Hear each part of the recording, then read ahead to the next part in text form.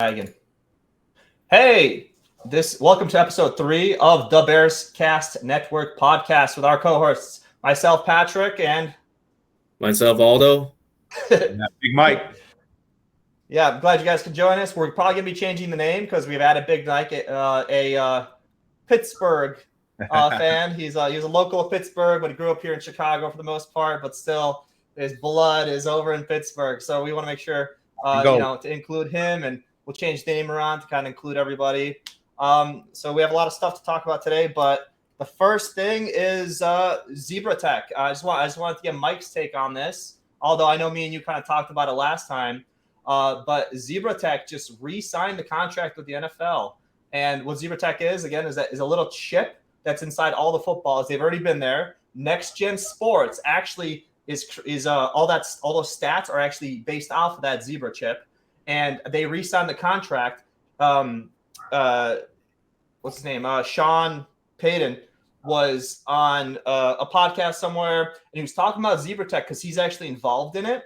And he says the next thing that's coming from them with talks to the NFL is they're going to be able to use it for decision-making with the refs. Some implications of that mean punts no longer. So McAfee was making fun of this. He's like, yeah, every time I punted it was a great punt. And then the refs have to chase it down. They have the worst angle possible. They say one out here, like 20-yard kick. I'm like, that's not a fucking 20-yard kick. It's 50, 60 yards down the line. So it's going to actually eliminate that and help with that.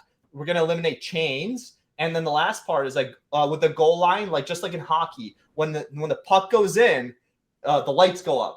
So same thing. If the ball crosses the field goal, the lights go up. They can make it just as flashy, but they'll know the touchdown is there. And then all you have to do to review is, was the knee down at that exact second marker or split millisecond marker, just like in basketball? Did the ball leave the fingertips in time? And then we'll know then. It's going to assist the refs so much. And I'm glad Zebra Tech re-signed it. I love these rumors about this finally happening. It's about time, and love to get your take, Mike.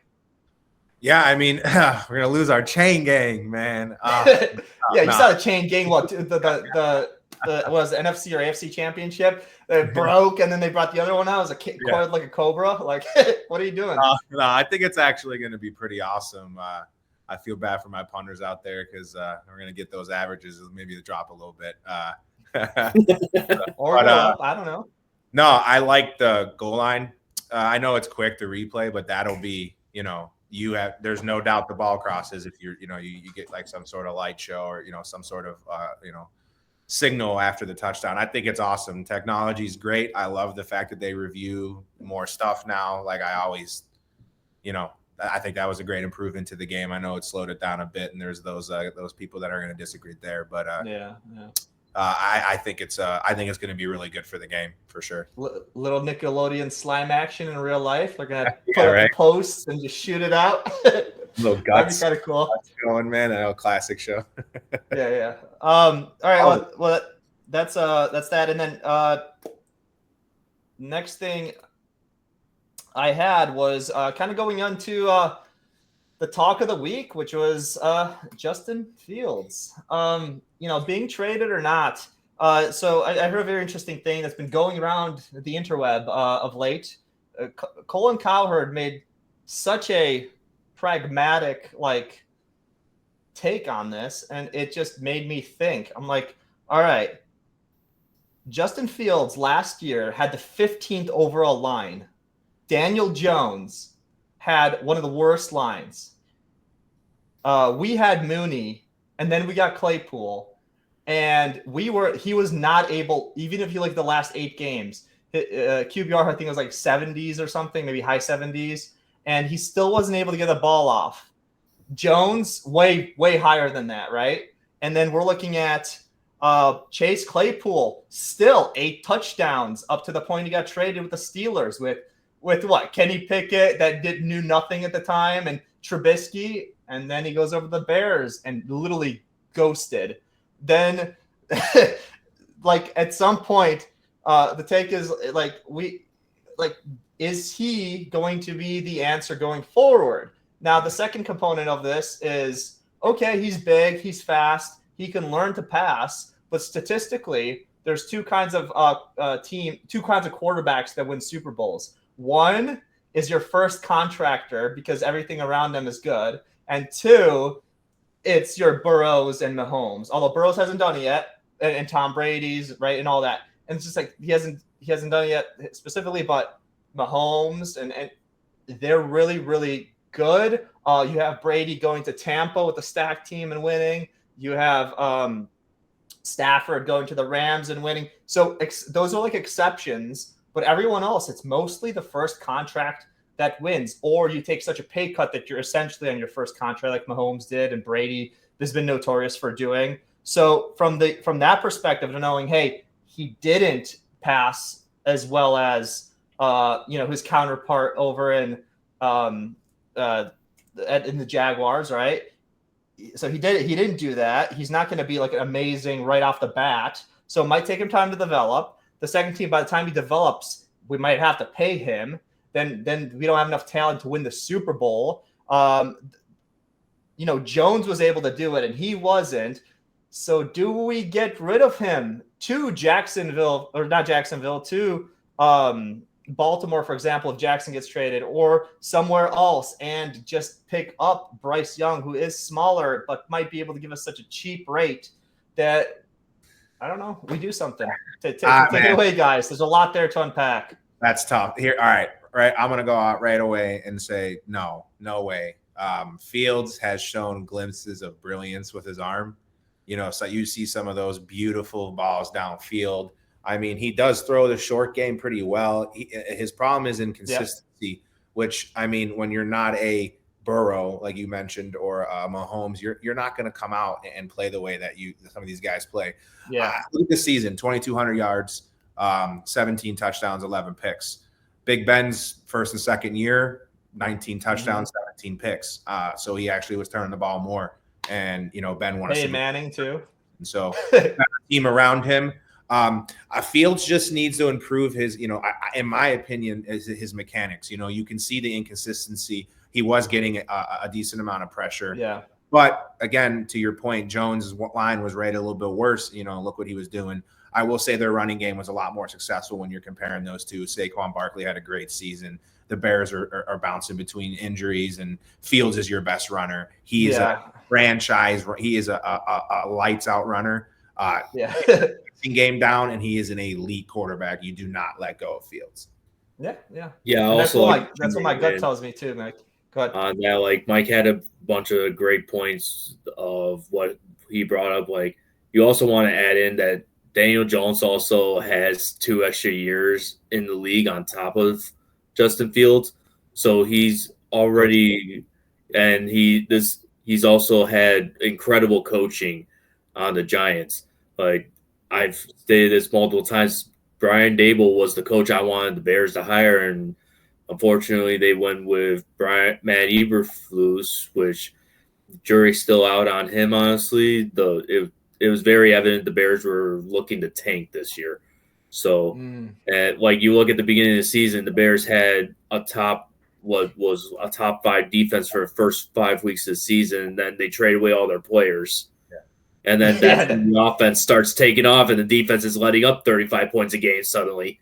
So it's like, is it really – that's not the best situation for any QB. Like, I really – it doesn't make sense to anyone to really judge him on a year where his management and his coaches were trying their hardest to try to get that top overall pick. And they did it. They did it. Yeah, and I also think – too, man, like you said, new coaching, I sometimes I feel like, Claypool, he came from Pittsburgh. I watched that guy play. The guy can be a stud. He's got to work on his jump balls because it's 50-50 with him, but I feel like with his stature, his size, it should be better than that. But I mean, how many deep balls do we even see Fields throw to him? Like, we gotta make sure play calls are happening too. And I know it's hard to get the ball downfield when your line's running for your life, when you don't really have a running game besides your quarterback at the moment due to injuries and stuff, going on. You gotta be able to open that up, and you got a guy like Claypool who, even if it's a 50-50 ball, you know, you'd like those shots if it's 1-on-1, you know, but you know, how many times do we even see that in those games he was with them? So is this just a pause that we have to give to the front office of the Bears for dishing this stuff out to like different newscasters? Like, hey, these are good things you can use to like convince people. So then we have two people bidding, the Colts and the Texans. I mean, yeah, and it's a hell of a smokescreen if you're trying to convince teams to trade the house for just to move up a couple spots, you know. Like, if the goal is to try to pull a first-round pick from Houston or Indianapolis to stay within the top 5, then, I mean, why not give it a shot? They need a QB, man. I mean, both those teams do. It would surprise me if the Bears don't make a trade on draft day to move those picks around, get themselves another higher pick, maybe in the second or something like that. You know, I'm honestly surprised. I mean, it's weird. Getting off topic, but we'll get to that later. But there's a lot of pieces the Bears need to fill, so it's going to be a good draft year for them, an interesting draft year.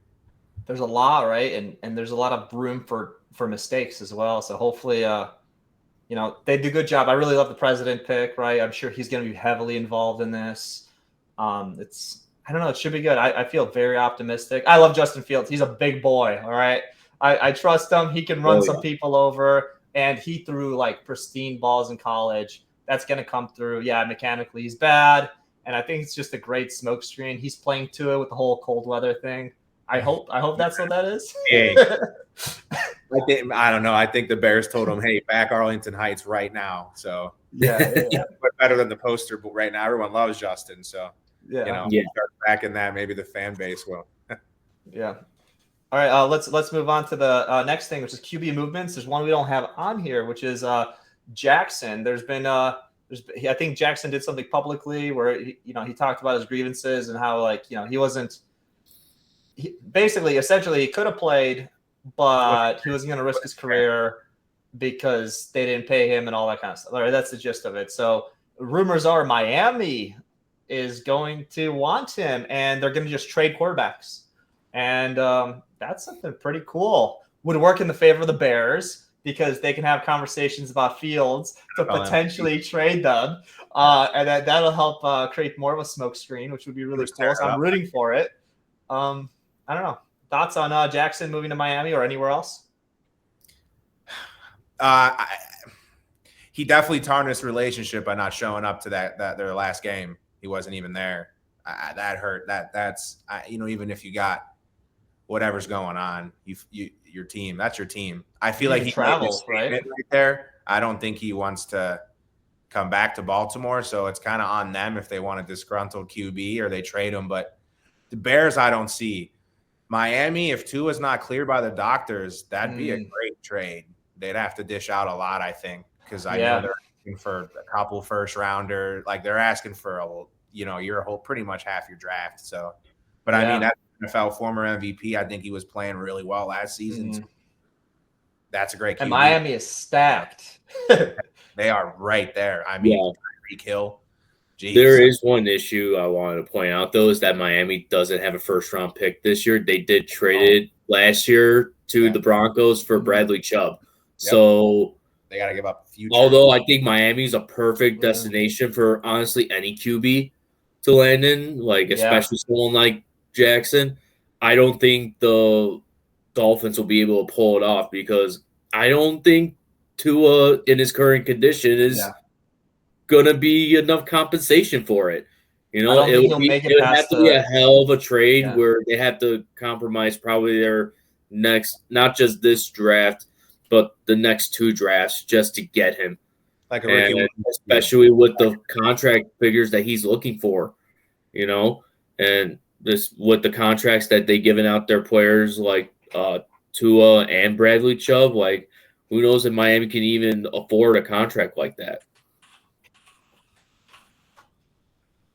Yeah, according to, let's see, 10 million with a cap estimate. Dolphins have $2.2 million in remaining cap space from this year. So there's no way they can afford a Rodgers or a Jackson. Tua's contract's what, like 20 at the most? Like it's still like the rookie contract. So yeah, this might all be smoke because they just can't afford unless they drop a couple people, right? So maybe, but most likely not. I mean, a team like the Saints could probably trade for Lamar Jackson if Saints are Derek so Carr weird. decides not to go there. Yeah, Saints are weird though, aren't they? Yeah, it's a very mediocre franchise since Sean Payton has left. Like who's the coach even? Dennis Allen, who had a head coaching opportunity at another, I forgot what team, but he was not good. He was just not good. It was a very forgettable year. So gotcha. All right. I think a team like New England's in the market. Yes, I don't know why a lot of people are talking about them, but obviously they are not set with Mac Jones. They benched him for Bailey Zapp a couple of times last season. He was inconsistent. I feel like they were a playoff team if they had a consistent quarterback last year for sure. They're in the market. They can bring a Rodgers in. No, Garoppolo's going there. Jimmy G. Jimmy G. Go back home. They could. I feel like New England's going to be in the market for a QB because they're draft. Like I said, Mac Jones. I don't think they're sold on. I definitely see them being in a market for one of these guys. Lamar Jackson might be tough to pull, but New England. I think he's too expensive for Belichick. Yeah, Belichick. He'll go at court. So they're known to make moves though. They went and sparked up Randy Moss. That's true. They have gone over some. They do go get some bigger free agents. So Derek Carr to New England then. I don't know, man. His interview with the Jets, the whole. I know. The Jets are to me a quarterback away from a deep playoff. Yeah, but will Belichick allow that? Yeah, you know what I mean. Come and swoop Carr, sweet talk him.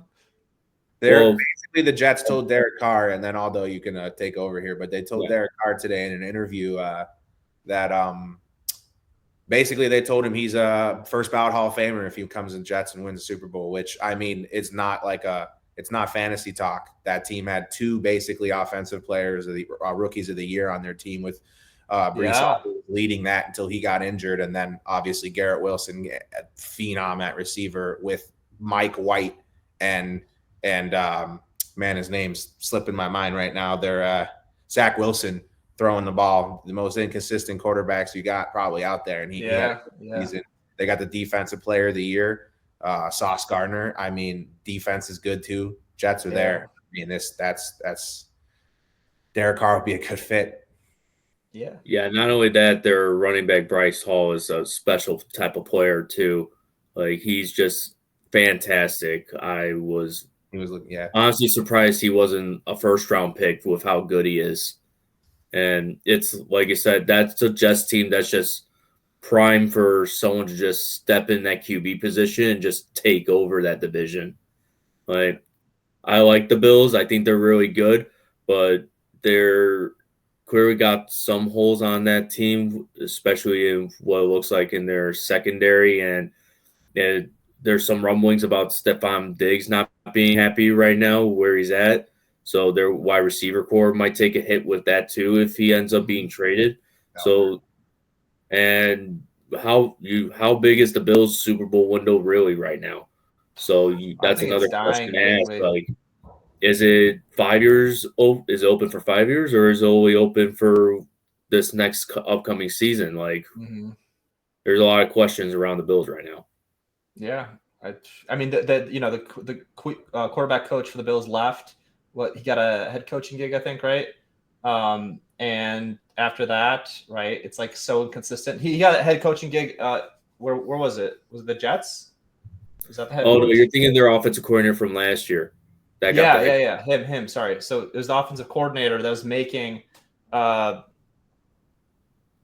blanking out. Who's the quarterback for the Bills? Josh Allen. Yeah, Josh Allen was super consistent and accurate last year. As soon as he left, offensive coordinator, super inconsistent. There's got to be something there. And Wilson, the MILF hunter, that's what he's good at. Like, so he's not a very good quarterback. Let's just face it. He comes from money. He doesn't really need this. So it's kind of like one of those things. Maybe he doesn't work too hard. That's the rumor. But you know what I like better in the Jets, or maybe we can kind of argue this point is Rodgers to the Jets instead of Carr, or one will go to the Jets and one will go to New England. I don't know. Thoughts? Rodgers is definitely out of Green Bay. I mean, not giving Jamal Williams that jersey when they asked for a swap at the end of their game at the end of the season. I mean, I don't care what the media says, what people say. I mean, you don't keep that jersey unless that's your last game in Lambeau as a Packer. Yeah. So, I mean, he's out. So, I mean, some people think he'll retire. I don't think he will. Once he walking away from 60 million, yeah. Once he got people moving middle of the season last year, he started looking like the Rodgers that we remembered winning the MVP. A little bit different. He's obviously a little older, but that guy can still play at a high level. We know it. He'll end up on a team where, I mean, that's a great, like you said, Jets, New England could be big. You know, I don't think he's going to go to a team that ain't ready now. There's really only a few of these teams that need a quarterback that are pretty close to being ready now. So I feel like it's a limited market for him. He's not going to go play on a bad team. Tampa Bay just lost their Hall of Famer. So, I mean, he could be a big fit there too if they think their window still open for the Super Bowl. So, yeah, I mean, not only that, there's I want to throw another team in there in the mix that just got who I think is a really good head coach is the Carolina Panthers getting Frank Reich. True. Who tends to be pretty good with no matter which QB you throw at him. Yeah. So I thought he was unfairly fired from the Colts when considering that he's been playing with a rent-a QB like style GM. And it's just like I think with an organization that'll back him a little bit more with hopefully a little more consistency behind center. Who knows? Maybe someone like a Rodgers would be tempted to go to Carolina, like they did almost turn on and win their division last year towards the later half.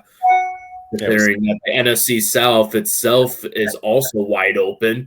That's another division that someone like I think the whole NFC is open, in all honesty, except for the Eagles and 49ers. Eagles, then they're the best team in the NFC right now. Even if I don't know, obviously they are, but you saw that in the Super Bowl toe to toe. Yeah, the 49ers remind me of the replacements. It's like every year they're like the replacements team. Always there, man. Like always there. And it's just like random people stuck together. Yeah, Kyle Shanahan, people got to give him his credit, his respect. Oh, yeah. He Brock Purdy, who, I mean, to me, probably is going to beat out Trey Lance next season, but based off what I seen the way he played this year. These guys just, he just plugs in. Jimmy Garoppolo was playing still at a good level, and the guy was not even there for training camp. That's a great team with a great defense. They're going to be in the playoffs again next year. I don't know how they do it. I hope Eberflus becomes like that really quick.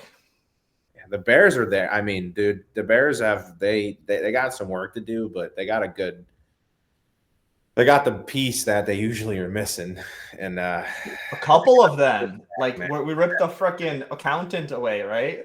Like the accountant's not there anymore, running the team from the desk, right? I feel like the Bears you guys draft defense well. I'm getting ahead of myself, but yeah, they're the Justin Fields.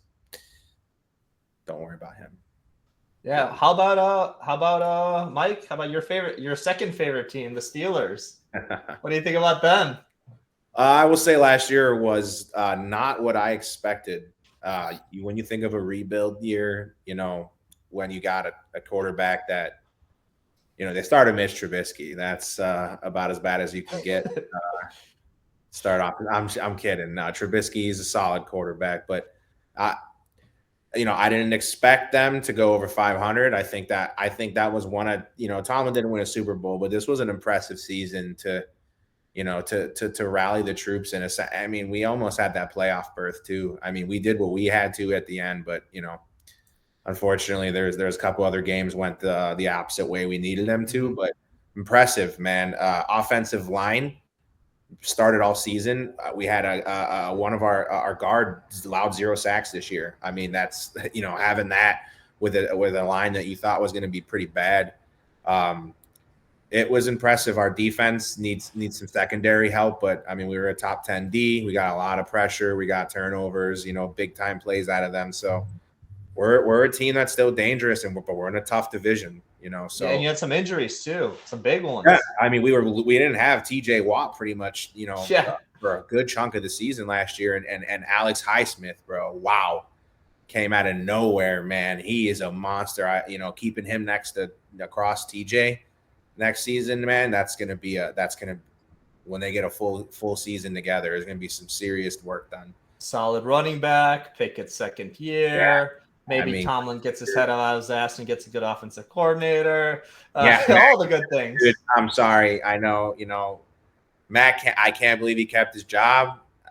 I mean, I think why is because of Pickett's pretty significant progression over the year. I mean, his first few starts, he threw like 7 picks, and then he didn't throw any interceptions for like 6 games almost. And he was still throwing the ball 35 times a game. So it wasn't like they weren't throwing it. So his progression saved Canada's job. I was hoping he'd get let go, but they're giving him another year. Yeah, I mean, Kenny Pickett looks like, why we drafted him in the first round. So he looks great. 2 game-winning drives to finish off the season in the fourth quarter at the end of the game. Like, you don't expect rookies to be doing that. So, and I mean, if one other game went different, he brought us to the playoffs in what was supposed to be a rebuild. So I'm happy. I think they're in a good state, but they're in a tough division.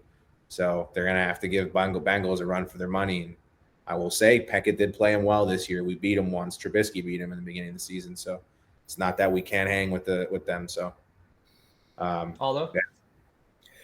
I mean, I don't really know much I can add other than Pickett's been having all accounts a really solid rookie season. Solid, yep. And overall, he threw some magnificent balls to the rookie receiver Pickens, who made some phenomenal catches. Perennial for number one. And you guys picked him up in the second round, which is just wow. Steelers draft receivers, and they always draft receivers. Yeah, always. Always. No matter what, we're set there. It's so easy for you. It was Deontay Johnson, who had 80 catches last year still. So, I mean, he didn't have any tutties, but he's still getting the ball in his hands. So, yeah, it's like the Steelers, they always manage to put a good team on the field every couple of years. Really good organization. It's overall a franchise you almost never have to worry about too much to be. And that's why I wasn't really thinking that this would be a rebuilding year, considering just how good that defense still was from the year before. So a good defense can usually get you 6 wins in a season.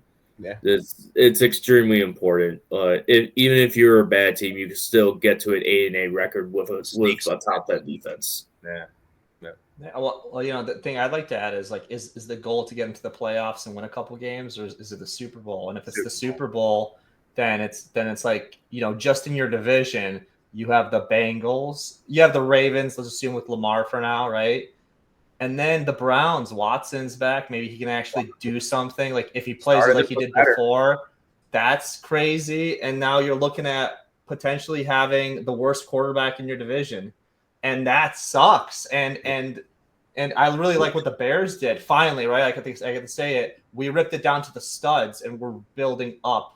And I think it's quicker if you rip it down to the studs and build up than it is picking and manipulating money to make it fit and grow incrementally. Because you never know when big hits might take, big injuries, or this guy doesn't work out, and that can pull you down. You kind of get what I mean? It's well, yeah, not only that, you have to also worry about those star players you have right now aging, and you never know, we're a couple years away. Go though.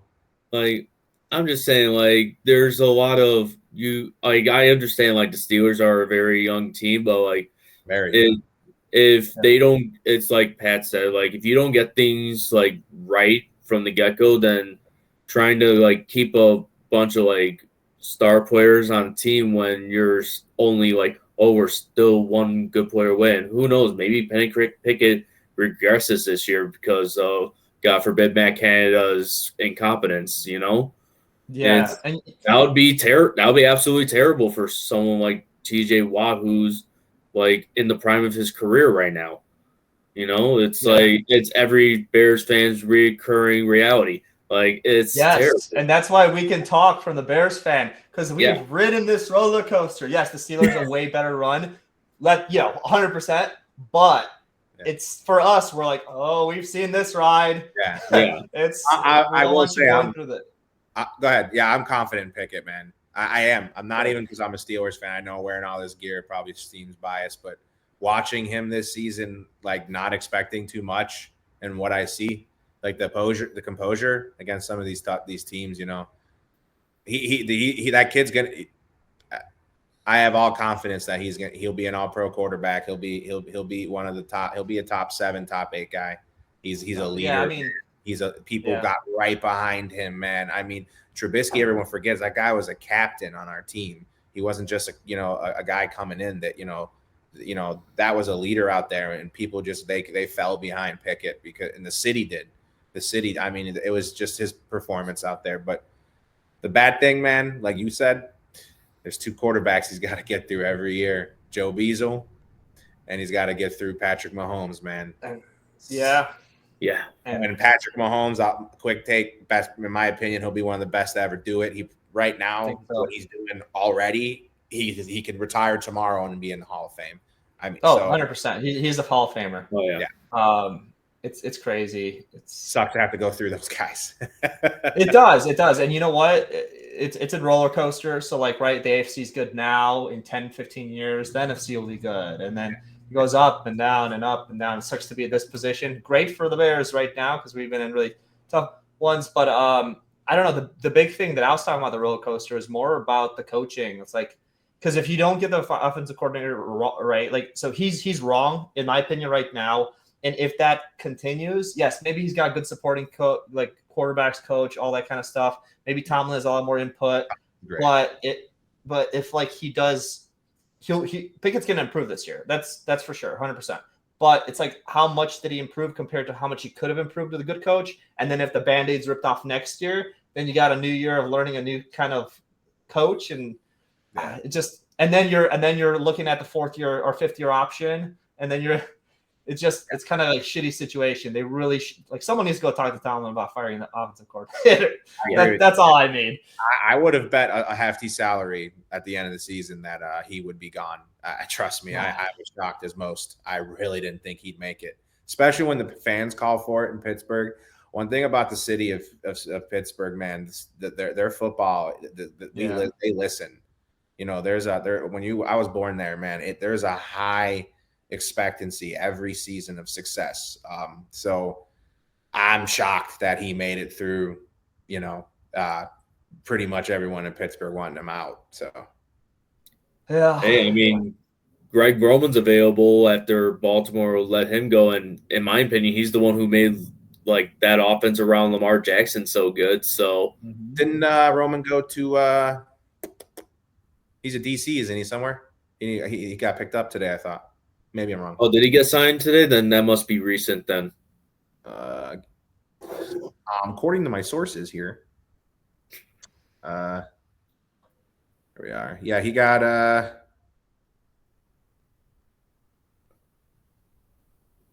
Oh, I'm sorry. No, it was misreported. He passed up on the Commander's job, or they passed him up. Oh, okay. Yeah, because sorry. Yeah, you're right, because the Commanders actually signed Eric Bieniemy and made him the assistant head coach. Yeah, so he was looking to be the Who Commander. did? Eric Bieniemy, he was the Chiefs offensive coordinator. Yeah. Yeah. He got signed finally. I must have missed that. Okay, assistant. The best he could do was assistant head coach. That sucks, but still, good for him. Yeah. I mean, it'll be He's been trying for 10 years to get out of there. Wait, I'm sorry. Did you say the Chiefs offensive coordinator took an assistant coach job? Assistant head coaching job. He's going to be their offensive coordinator and the assistant head coach for the Washington Commanders. Winning a Super Bowl and going to 3 in the last 5 years? What? All right. The guy wants to be a head coach. Like, Yeah, and he's a lot of interviewed 10 coaches times. are. How the heck is he not hired instantly, dude? That's the guy coaching Mahomes, man. He's bad at interviewing is the word on the He must street. be, He's yeah. interviewed for 10 Really? seasons straight for a head coaching position, and he's never got hired. There's something wrong here, okay? Is he pulling a Step Brothers? Let me interview you. Oh, I love that movie. Yeah, I mean, That would make a lot of sense if he's not very good at interviewing, and it turned a lot of owners off to Crazy. it. You'd think that guy would have been picked up, man. Wow. Surprise. yeah, it's. Wow. Yeah. I mean, oof. But speaking about last thing about hires, real quick. Another thing about Miami, Vic Fangio is the defensive coordinator there. That it is a Super Bowl winning team. If they get Rodgers or Carr, they're winning the Super Bowl. I know it's hard because of the salary cap, $2.2 million, but if they can figure out a way, I mean, just put it all on the line for this year. Yeah, I agree. I think Tua is not the guy. Even with the success early on, I think the head injuries. It's just he's not going to play with the same confidence anymore, man. I think they should just eat it, like you said, and see if they can figure out some sort of way to get a quarterback in there, man. Because I just don't think he's going to get cleared anymore after that last concussion. No. Yeah, I don't want him to either. It's too dangerous. It's extremely unfortunate because he really was breaking out this year. It's just, again, you never want to see a guy right when he's hitting his stride hit a wall that he just can't get over because his own body won't allow him to. It's not about whether he doesn't have the drive or the talent. He clearly does. It's just that his body just clearly doesn't won't allow him to. And at this point, it's like, do you want to be a really good football player for one, maybe 2 more years, or do you want to have a good quality of life for the next 40 years? See, that's where. Sorry. Go ahead. I was going to end there. And that's a real tough decision he's going to have to make. I was going to say the first time I disagree with you today. I'm not saying Tua. I don't think Tua was very good just because of how late he is now in his career.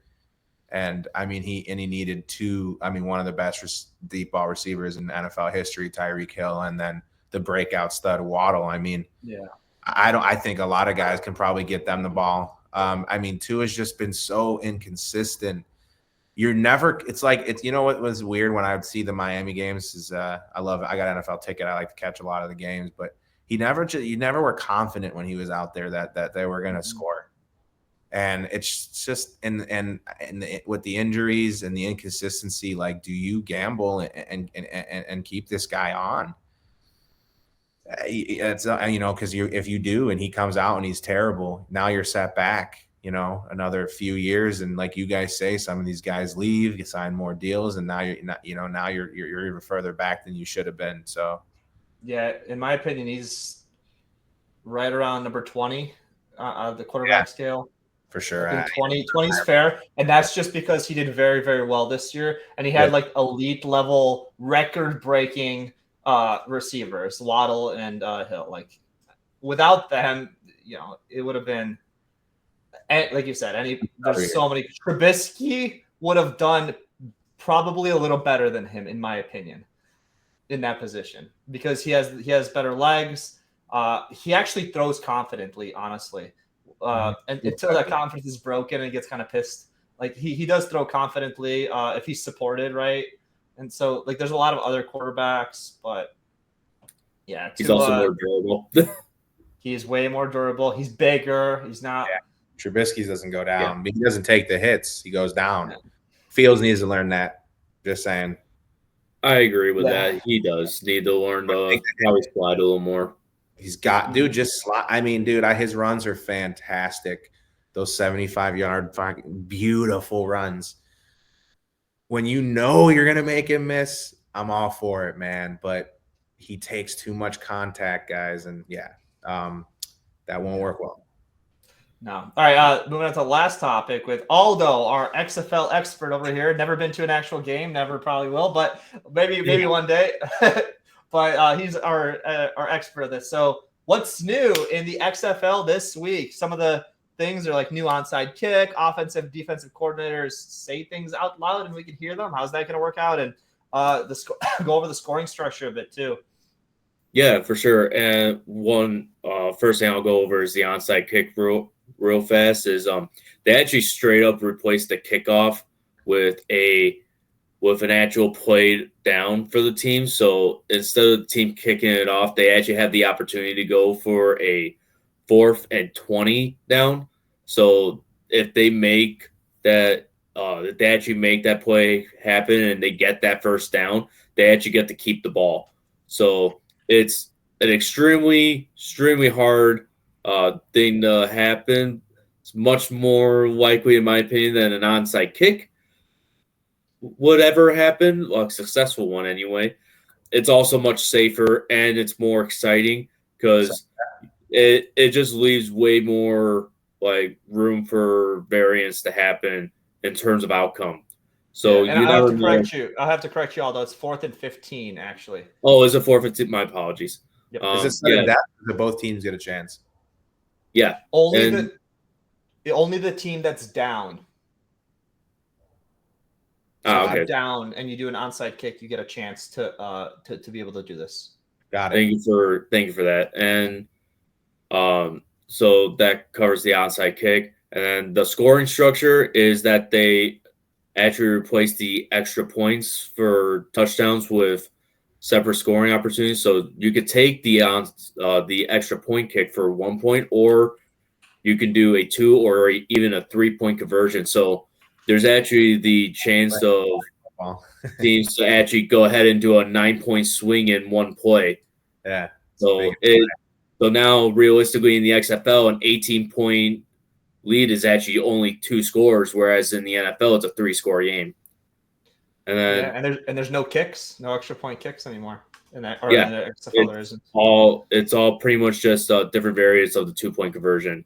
Yeah. Mm-hmm. And it's more action. And then this is actually one thing that what actually makes the XFL, in my opinion, a little more worth watching, is that you brought up Zebra Tech earlier in this podcast. The XFL signed a contract with the NFL to be the NFL's testing ground for all new technology. Oh, so nice. Most of these stuff that we're going to see in the NFL in the future will actually be in the XFL first. So a lot of new things they're doing down there. Like I noticed that while watching one of the games is that when the camera was zoomed in on the coaches, you can actually hear the coaches and their play calls. So you could actually hear the exact terminology they're using and such things like that. So I thought that was an interesting twist. I know a few people who actually don't like that because it's pretty much advertising the team's whole playbook when you kind of want to keep that as confidential as possible. You know, despite the fact that teams sign players from other teams anyway, just to get all that information directly from them anyhow. So, you know, I mean, it's a series of numbers usually, and colors. It's even if you do hear it, it's kind of if you hear the whole play and then you see what they run, that could be a problem though. Well, it'll turn into baseball too, you know. Like what if they have tells too, right? Yeah. We're gonna start hiring poker pros to be on the team as the readers. All right, when he said that, did he actually mean it? What was his tell? Did he do that? And so now you're gonna have this like other layer. And for first 5 years of something drastic like that in the NFL, let's say if it went into the NFL, first 5 years or so, the people who adapt to it the quickest have an edge and end up winning like a Super Bowl or something because it's a game of inches, right? So little edges help you win. And then 10 years in, we'll see a whole change of coaching style. And I'm like, I don't know if that's the best thing. I'm against it personally. I don't want them to show it. It's too much like baseball with the little tells and reads and like let's hide ourselves behind something, right? Yeah, I like that. I don't know. Yeah, and I only watched one game, but like I'll admit, like the game I watched had AJ McCarron in it, and he honestly looked worse in this game than he played in any NFL game. Like he was just completely off on every single throw he made. Like it was not that great. They ended up winning. Like I'm still kind of unsure on that, but it was like It was just one of those things where the quality of football, I think, could have been much better. Like, granted, it's their first season since they had to shut down from COVID. So maybe give it a couple extra years for these players to actually get some chemistry, before they actually have like a decent quality product on the field. But Yeah, fill their as seats. I brought up earlier, like the fact that they signed to test all the NFL's new technology gives a really good reason to watch them in the future. Yeah. Probably being fed some money for that, Yeah, that too. Yeah, they're hopefully they can get their attendance numbers up. I do know San Antonio, they need like doubled pretty much any other of the teams' home games in attendance. Okay, that's cool. Texas seems to be like in the XFL, so Yeah. yeah. I mean, from what I've seen, it's football, man. People are hitting each other. They're making plays. You're seeing pick sixes for game winners, and yeah, it's exciting, man. It's football's not. There's nothing going on in the NFL, so tune in, support. Yeah, them. what I'd love to see is a by Premier all means. League style, like a soccer style. You guys familiar with Premier League, how it works? Yep.